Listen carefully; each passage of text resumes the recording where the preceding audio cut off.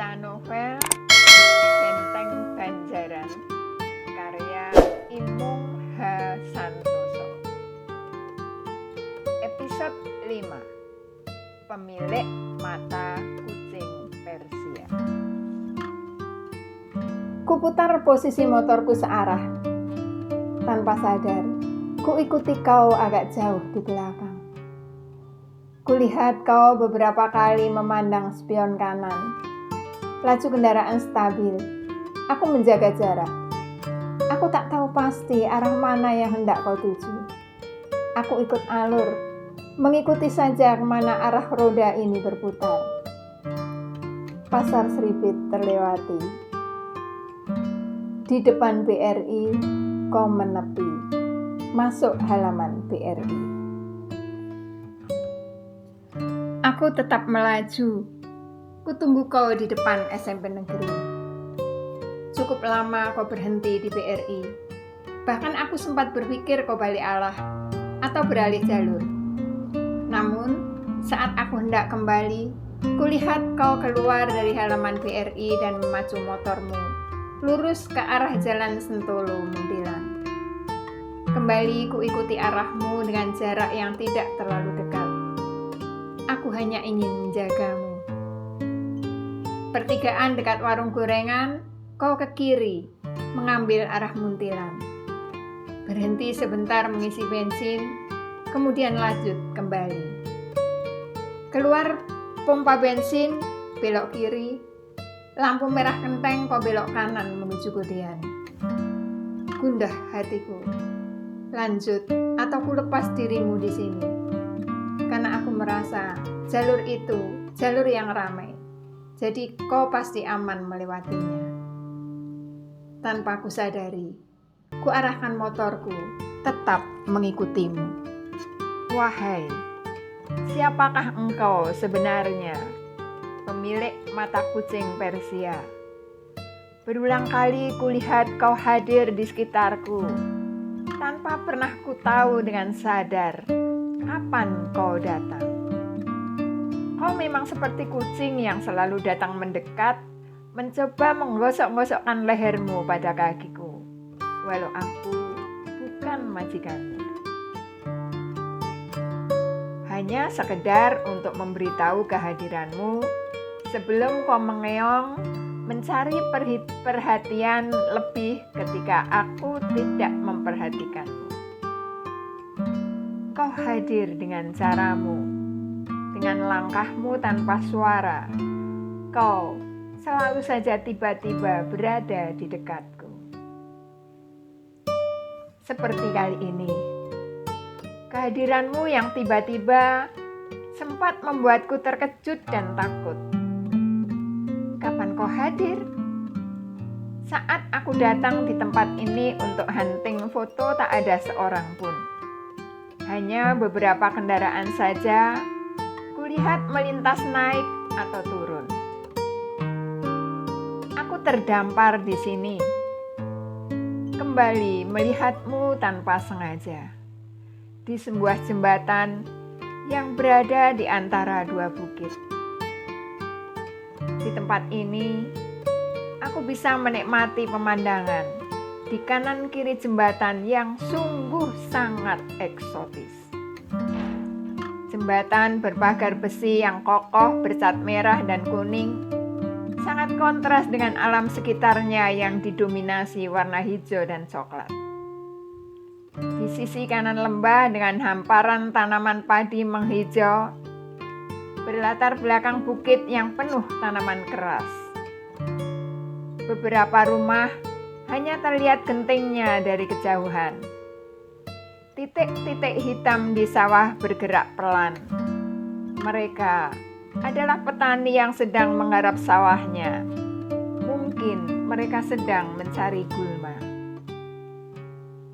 Dua buah parit membelah hamparan sawah. Dua pohon nyamplung berdiri di pematang. Sebuah dangau di sisi kanan dan dua dangau di sisi kiri. Di bawah bukit terlihat 3 sepeda motor yang terlihat kecil berjalan beriringan. Satu di antaranya membawa jerami. Oh, ternyata ada sebuah jalan kecil di bawah bukit itu. Dan aku baru melihatnya karena kehadiran 3 motor itu. Tiba-tiba saja, tanpa kusadari, kau sudah duduk di jok motormu dengan kaki kanan terlipat di atas jok dan kaki kirimu menjadi penumpu. Kau terlalu asik dengan telepon genggammu hingga tak menyadari bahwa aku memperhatikanmu. Segenggam rasa takut menjalar dalam benak, karena di tempat ini aku hanya sendiri. Apalagi tempat ini terlalu sunyi, berada di ketinggian jauh dari pemukiman. Sementara jarang sekali kulihat orang melintas. Ada hasrat untuk segera pergi dari sini untuk menghindarimu. Namun yang tak ku mengerti adalah kapan kau datang di tempat ini? Baru saja atau sudah lama? Aku berada di tempat ini sudah cukup lama. Sudah berpuluh jepretan ku raih dari beberapa posisi. Walau aku sebenarnya masih ingin mengambil gambar pucuk pinang yang buahnya memantulkan warna berkilauan, tepat saat matahari sore di seberang jembatan. Tentunya akan menghasilkan foto yang baik bila aku bisa melihatnya lebih dekat. Namun untuk menuju ke tempat itu, aku harus melintasimu. Dan hal itu tentu akan mengganggu keasikanmu. Terpaksa aku menunggu. Kapan kau akan pergi dari tempatmu? Bila kutinggalkan saja objek itu, sungguh sangat disayangkan. Jauh-jauh aku kemari hanya untuk mencari objek yang eksotis. Kenapa harus kutinggalkan begitu saja? Hanya karena kehadiranmu. Hanya karena keberadaanmu yang tak terduga di tempat itu.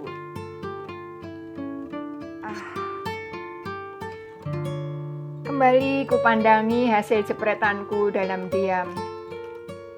Sambil sesekali ekor mataku melirik keberadaanmu. Sayang, kau dengan nyamannya tetap asik dengan telepon genggam di tanganmu. Sepertinya kau sedang menunggu seseorang.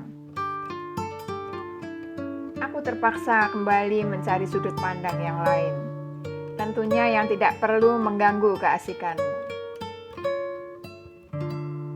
Sepasang burung terbang rendah hinggap di pucuk akasia yang melambai. Kulihat mereka bersandaria, ekornya bergerak-gerak ke kanan dan ke kiri, kepalanya bergerak-gerak tiada henti, diiringi celoteh yang riang. Suaranya yang riang mengundang teman-temannya datang. Sekelompok burung terbang mengitari mereka, kemudian hinggap di pucuk-pucuk akasia di sekitarnya. Melihat pucuk akasia berayun-ayun tanpa terpaan angin, membuatku ingin ikut pula berayun di dalamnya.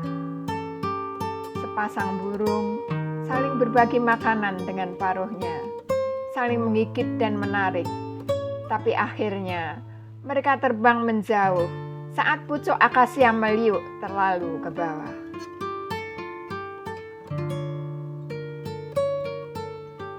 Suasana semakin redup, suara angkup mulai terdengar. Kulihat sekarang kau asik menatap di kejauhan. Aku mengalah. Kurapikan barang-barangku, kupasang headset di telinga, kuputar lagu kesayanganku. Aku tak mau kemalaman di sini. Lain saat masih banyak waktu untuk berkunjung. Ku ambil botol air mineral di dashboard. 2-3 tegukan untuk mengurangi rasa haus. Pelan, ku starter motor. Berjajan pelan, aku tak ingin mengusik lamunanmu. Sebenarnya, Aku ingin secepatnya pergi, menarik gas kencang-kencang dan segera jauh darimu. Namun aku tak ingin kau tahu akan ketakutanku. Mendengar suara motorku, kau tatap aku dengan senyum tipismu. Sayang, aku tak tahu harus berbuat apa. Hanya selintas aku melihatmu dengan wajah datar. Kembali kuarahkan tatapanku menuju jalan. Pelan, tapi pasti. Aku meluncur ke bawah dengan pelan, walau jantungku berdentam-dentam. Ku coba berdendang, mengikuti lagu yang kudengar untuk menenangkan dentuman jantungku. Ternyata itu bukan hal yang mudah. Bayangan mata kucing Persia itu tak mudah pergi. Iseng, kulihat spion untuk melihat kondisi di belakang. Terlihat sebuah motor Vario hitam berjalan searah denganku. Aku berjalan pelan, mencari teman di tempat yang sangat sunyi ini. Mengapa tak kunjung sampai? Kembali kulihat spion. Motor itu masih ada, tapi juga berjalan pelan. Mungkin karena kondisi jalan menurun ya, maka dia juga mengurangi kecepatan. Aku menambah kecepatan. Ternyata dia juga menambah kecepatannya. Aku jadi merasa seperti dibuntuti. Tapi siapa dia? Apa keperluannya membuntutiku? Jangan-jangan si mata kucing. Iya, dia tadi menggunakan Vario hitam. Untuk apa pula dia mengikutiku? Waduh, kulihat penunjuk bensin sudah berkedip-kedip. Padahal aku lupa belum isi bensin dan mengambil uang di BRI. Wah, ada ATM dekat-dekat sini enggak ya? Uang di dompet tinggal 10.000. Semoga pompa bensin juga tidak jauh dari sini. Daripada harus beli eceran, motor bisa runyam, seperti kata Mas waktu itu. Biasakan, teliti sebelum pakai motor, Dek. Cek bensin, cek angin ban, itu yang utama. Kalau biasa beli bensin eceran, motor gampang runyam. Masa sih, Mas? Cuma beli eceran aja motor runyam? Kadang, kalau beli eceran yang kita nggak tahu, bensin bisa dioplos dengan yang lain, dan itu nggak bagus buat motor. Oke, Masku emang pinter deh, kataku sambil mengacungkan jempol. Dan seperti biasa, dia mengacak rambutku seenaknya. Itu tindakan yang paling ku benci.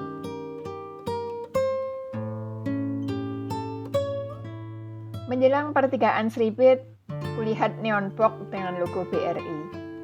Alhamdulillah, kataku dalam hati. Pelan aku masuk halaman BRI. Sepi. Gak ada satpam jaga juga. Aku celingukan. Hari hampir gelap.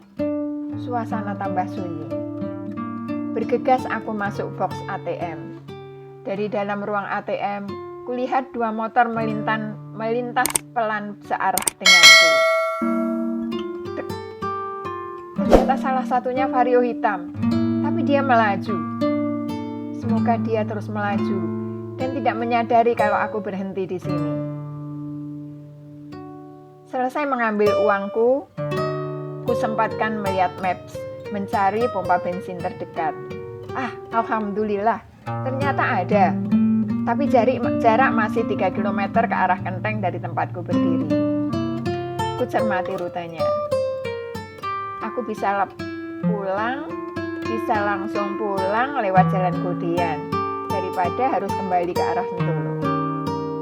Akhirnya, ku pacu motor lebih cepat dan aku memutuskan untuk pulang lewat jalan lain, bukan jalan yang biasa aku lalui, karena harus mencari pompa bensin terdekat terlebih dahulu.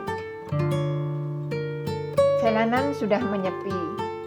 Melewati pertigaan beringin, sebuah Vario hitam kembali mengikutiku di belakang. Dan aku tak tahu sejak kapan dia mengikutiku